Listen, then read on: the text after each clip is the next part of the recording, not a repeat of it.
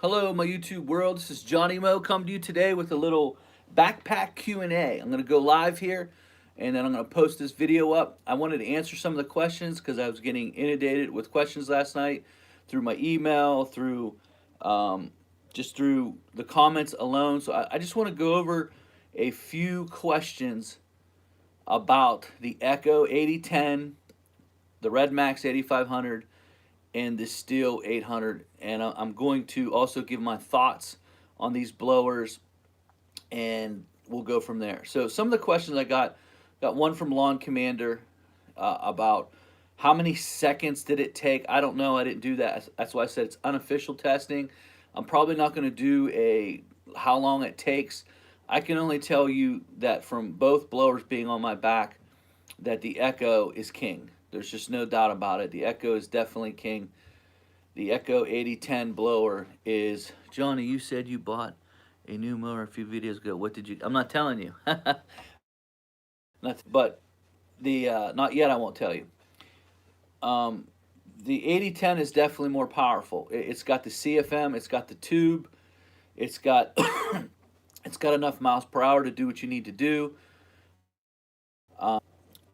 It's just a monster of a blower. What I will say though is, again, so you got a tube, and my arms are longer, and so I'm holding the tube, and because my arm is jammed back a little bit like this. I don't know if you can see it. And then when you got the 1000 CFM rolling through the end of the tube, you're going like this. There's a lot of bicep fatigue, and it's more than any other blower I've ever owned. Um, the Steel 800 is definitely the most comfortable, the most ergonomic. Um, Good morning. So that is to me a design flaw, and that's the only flaw outside of the automatic flip up switch that stays in the off position with Echo. I think both of those are fixable. I don't quite know how they're going to fix that. The tube situation, because it's jammed right up against the other tube, and to me, as of right now, it's very uncomfortable to use it, and especially when you're like this. Like, I like to be like this.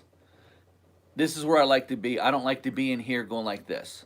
And that's what that the tube makes it, because if you got longer arms, the tube makes it that way.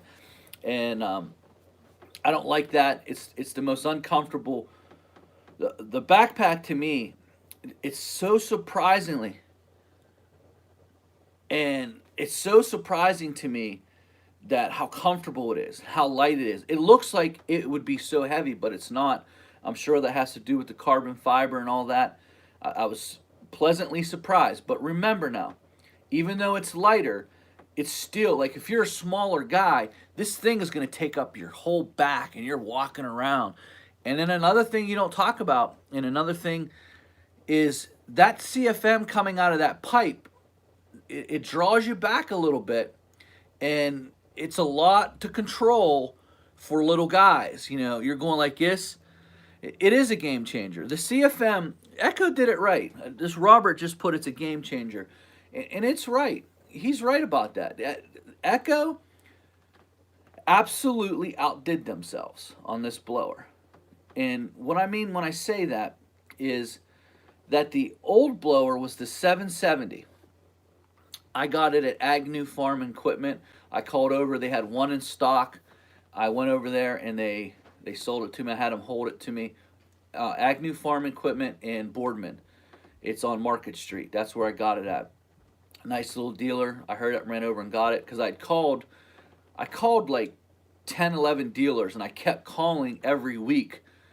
Eastern Ohio, Western Pennsylvania, until someone finally got one in stock.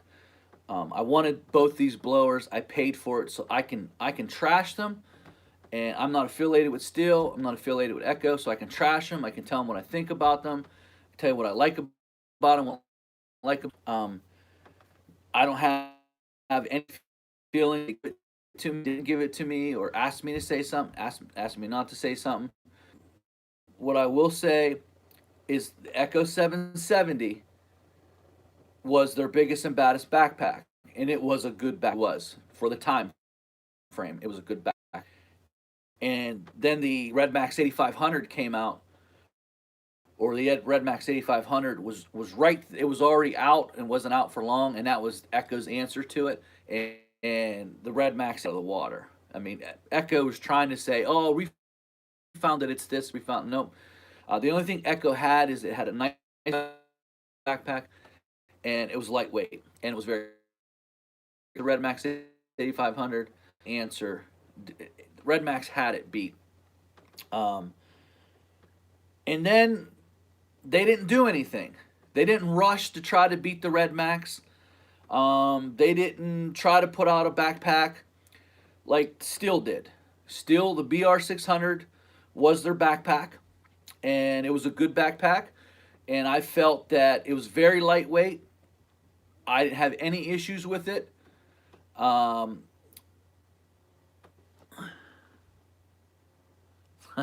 the great but elusive Johnny Mao. Um, I felt that the 770 was better on some days, and I felt the BR600 was better on some days. And they used the same engine. They put a slightly bigger fan. It opened up the nozzle, and it had some nice features as opposed to the Red Max 8500. It had the sliding tube, which turned out to be a really nice feature on that blower. So if you're asking me, both going to be kicking themselves next year when Red Max and Husky reclaim the market. Yeah, yeah, and I agree with that. I agree with that. But follow me here through my point here. So Steel comes out with the BR700, nice features, and they're right there with Red Max. Like they just went right to Red Max, and then they didn't go any further with it. Like it's just like on some days the Red Max was better than the BR700, and the BR700 was better than the Red Max. The only reason why I like the BR700 over the Red Max, it's lighter. I felt that the Red Max was more comfortable. Yes, the BR800. I have mixed feelings about the side thing, which everyone was calling a game changer. I've had it stick on me 3 times. I've had it not be completely warmed up and start having trouble starting. And then the other day, after using it for an hour, a customer came out to pay me a check. I shut it off, and then I turned it one pull, and in that instance, it was really good in that instance. But I've had other instances where it's actually got stuck in there. So I didn't like that side pull. But so to me, the Red Max was heavier on your back, but more comfortable straps. The BR700 a lower.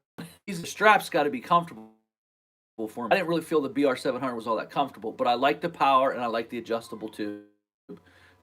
With that, I think the BR700, to me, if I had to pick between the 8500 and the 700, it would be the 700. It's powerful, and it has a couple more features that I like, and I can handle this a little bit because of that feature. And so in 2 short years, Steel comes out with the 800, and it's got some nice features, but it's not blowing the 700 out of the water. It's not like it's this thing overwhelming the 700. Is it nicer than the 700? First of all, it's the most comfortable back 100 that I've ever worn on my back. The absolute comfortable. But if you compare the Echo 8010 to the Echo 770, they devastated it. They devastate. There's no comparison between those two blowers. It's not even in the same hemisphere. It's like big brother, way little brother. I mean that. I mean, you put those two together, it's over. That's what I mean about you devastated your previous model. To me, Steel didn't devastate their previous model. So here's what I'm saying. If I had a Steel BR700 that I just bought, and you got to understand that I love equipment. This means nothing to me. I'm talking about there's new guys out there and they're saying, Johnny, should I go and buy a BR 800 when I just bought a BR 700? No, no, I don't. I don't think that you should. I don't think that you should because it's a waste of money to me. Unless you, like me, love equipment. Um, I love new equipment. I'm telling you, when Red Max comes out with whatever they're coming out with, I'm gonna go buy that. But you have to understand that I have different streams of income that come into the house. This isn't my only income, and it's honestly buying 4 or 5 backpacks is no big deal. What I'll do is I'll end up selling these backpacks probably next year, and selling the least likely that I like. Um, if I do not like, and this is a game changer for me, if this tube does not get any better and I don't get used to it and I don't like it, the Echo will be sold. What would you get first, or do they all have their own purpose? Um, Depending on how low the BR 700 goes, if it drops considerably low, I might I might go with the BR 700 if it's really low. I mean, if it's ridiculous, like this model 600 and they got this at 499, I don't think the 800's worth $200 more or $100 more. I don't. That's just me. 800 is definitely more comfortable. I like it. It's definitely powerful, but it's not enough power to justify it. If you just bought a 770 last year, Echo 770, and you are this Echo came out, there's a big enough difference where I'd say go ahead and do it, if that's what you're asking me. But if you just bought a BR 700 or even a BR 600, and you're saying, hey, I'm thinking about this 800, is there enough difference? I don't know. I don't know. Nah, not me. Maybe the 600, a little bit. Um, Now, you're starting on a clean slate, buying a new backpack, and your product is steel. I would buy the BR 800. I would probably buy the X instead of the C. I'm not really sold on this little shoot thing, and they give you 2 nozzles. They give you a long nozzle and they give you a short nozzle. So I would probably buy. I think it's the X. I think it's the X instead of the C. The C is the one with the side shoot and the adjustable nozzle. Whereas on the X, they give you a long nozzle and a short nozzle. So I think that's the way I'd go. It's $600 as opposed to 650. Um, I currently have the Red Max 800. Should I buy the new Echo blower? Depends on how old that 8500 is, and it's definitely more powerful than the 8500. Definitely, there's no doubt in my mind. Echo is the king of backpacks. It's up there. It's number one. I don't know how long they'll be number one. Knowing Red Max and how intelligent they are. Hey Johnny, can we get a week with no rain? Nah, listen, man, I feel you. It's rained for a week and a half here. I mean, I have a brand new mower that I can't even get on a lawn because they're not cuttable. This is the worst fall I've ever encountered. Um, Knowing how good Red Max and the way they develop engines and their stratosphere technology, they are the best 2-cycle engine manufacturer as of to date, just because of the Clean Air Act. I am positive that they're probably going to come out with a backpack that is outstanding.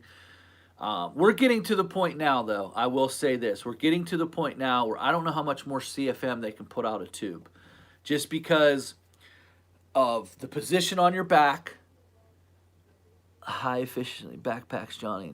New now style. I think that it's going to be very difficult to keep putting out 1200 CFM. This is over 1,000 CFM, and I can tell you, you can feel it coming through the nozzle, and there's just a little bit of, you can feel it. And I had a guy who someone said, "Come on, Johnny, I tried this and I didn't notice that." There's a difference between trying and using. I've used the backpack.